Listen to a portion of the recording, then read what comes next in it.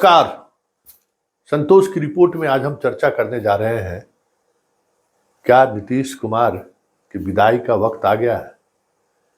या यूं कहें कि नीतीश कुमार का पाली अब खत्म होने वाला है, या यूं कहें कि नीतीश कुमार का राजनीतिक चैप्टर अब क्लोज तो नहीं हो रहा है। जी हाँ, ये तीनों सवाल अलग अलग तरीके से पूछा जाना शुरू हो गया है, लोग चर्चा करने लगे और समस्तीपुर इसके लिए वाटरलू तो नहीं साबित होगा। मतलब कहीं न कहीं समस्तीपुर में जो कुछ भी हो रहा है वो नीतीश और जदयू के समापन का संकेत तो नहीं है। जी हाँ, और मैं आज इसी चीजों को टटोलने के लिए हम आपको कुछ खास जानकारी शेयर करना चाहते हैं। देखिए, जदयू के अंदर जो पिछले कुछ महीनों से नहीं, कुछ वर्षों से जो चल रहा है, आरसीपी का हटना, उपेंद्र कुशवाहा का आना, उपेंद्र कुशवाहा का हटना, ललन सिंह का राष्ट्रीय अध्यक्ष बनना, फिर उससे हटना, ललन सिंह को नजरअंदाज करना, ललन सिंह के वैचारिकता को लेकर सवाल खड़े करना, आखिरकार उनकी भी विदाई हुई। खुद नीतीश अध्यक्ष बने, संजय झा, अशोक चौधरी और विजय चौधरी अचानक सक्रिय हुए, लेकिन अब वो सक्रियता भी धीरे धीरे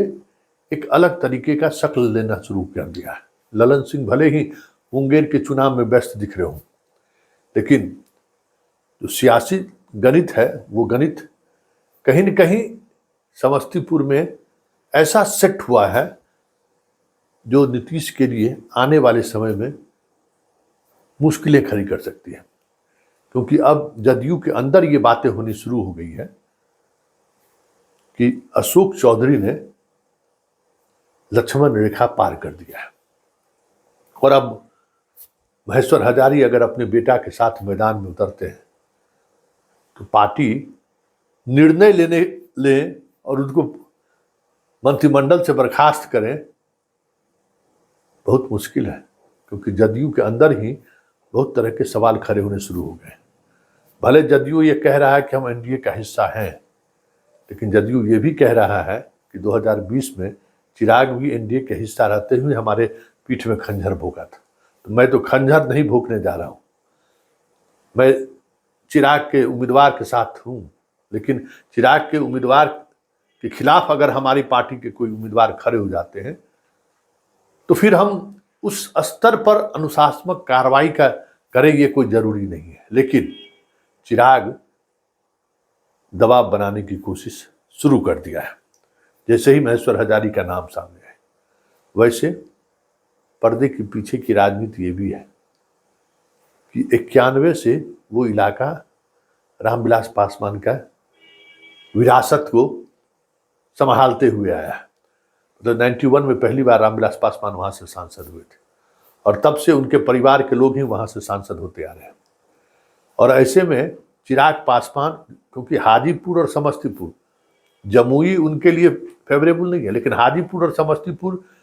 काफी फेवरेबल है। घर है खगड़िया, ननिहाल, कुशेश्वर स्थान,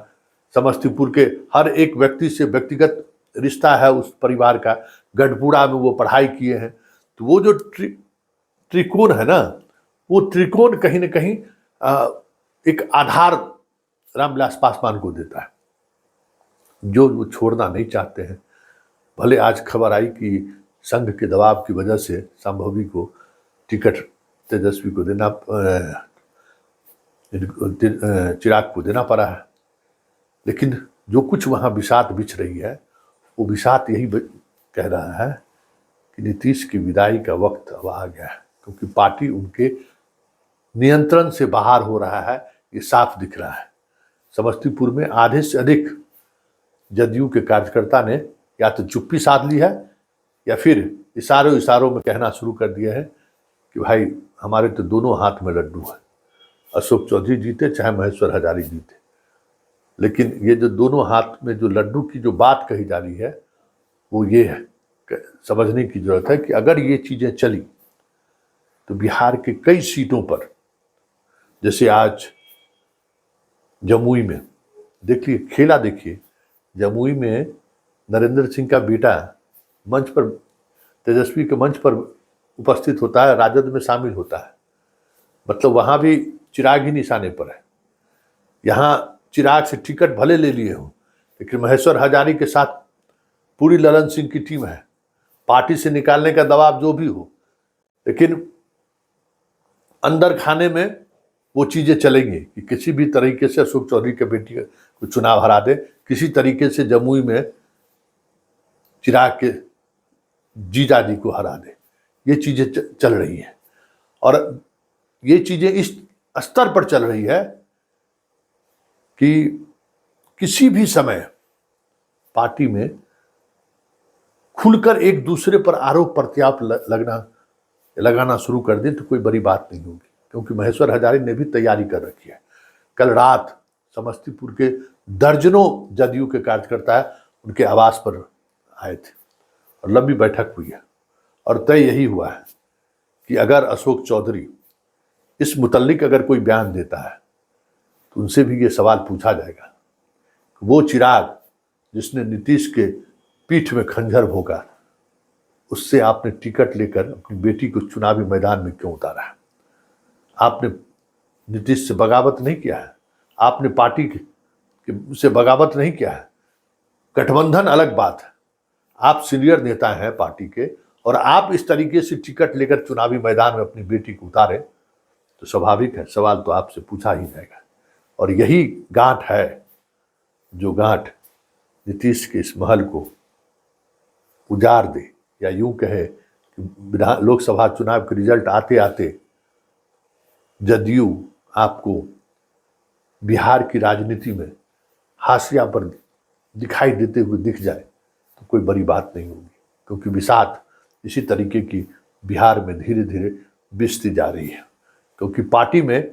जिस तरीके से चीज़ें चल रही हैं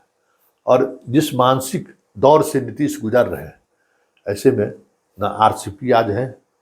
जो पार्टी को संभाल सकते थे, न ललन सिंह उस हैसियत में है जो पार्टी को एक दिशा दे सकते हैं, न विजय चौधरी में और न संजय झा, अशोक चौधरी में तो हैसियत ही नहीं है। विधायक तो उनकी बात मानने को तैयार है ही नहीं। ऐसे में हर कंस्टिट्यूएंसीज में आपको आने वाले दिनों में अलग अलग तरीके के वॉइस जदयू के विधायकों का, अलग अलग तरीके से जदयू के काम करने, विधायकों के काम करने की खबरें आने लगे तो ये भी कोई बड़ी बात नहीं होगी, क्योंकि बगावत का ये जो दौर है वो अब रफ्तार पकड़ने लगा है। और समस्तीपुर, जैसे आप कहते हैं ना, मुगल शासन के अंत का कारण दक्षिण नीति था औरंगजेब का, ठीक उसी तरीके से इतिहास जब लिखाएगा कि जदयू के जैसी पार्टी समाप्त क्यों हुई, तो कहीं न कहीं समस्तीपुर और अशोक चौधरी की चर्चा जरूर होगी।